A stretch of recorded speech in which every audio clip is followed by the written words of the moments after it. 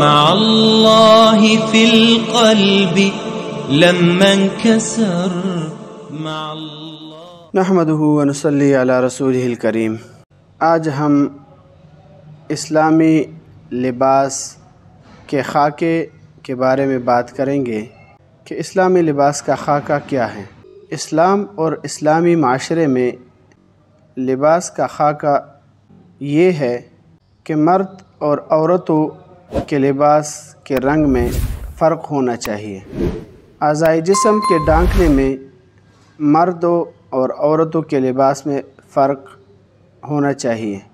مردوں کا لباس ٹخنوں سے نیچے نہ ہو اور عورتوں کا لباس ٹخنوں سے اوپر نہ ہو۔ ہر مرد و زن کو اسلام نے مقید کیا ہے کہ ان کے لباس میں غیر مسلموں کی شعار کے ساتھ کوئی خاص مشابہت نہ ہو۔ مسلمانوں کا لباس ایسا ہونا چاہیے، ایسا ڈھیلا ڈھالا ہونا چاہیے کہ جس میں جسم کے اعضاء کی نمائش نہ ہو، یعنی ایسا باپردہ ہو کہ اس کے پہننے کے بعد جسم کے اعضاء واضح طور پر نظر نہ آتے ہوں۔ حضرت حکیم الامت حضرت مولانا اشرف علی تھانوی صاحب نے اپنے ملفوظات میں لباس کے کچھ درجات ذکر کیے ہیں۔ وہ 4 درجات ہیں۔ پہلا درجہ ضرورت ہے، یہ وہ لباس ہے جو واجب کے درجے میں ہیں، اور یہ وہ لباس ہے کہ جس سے انسان کے اعضاء کا ستر جو ہے وہ ڈھک جائے۔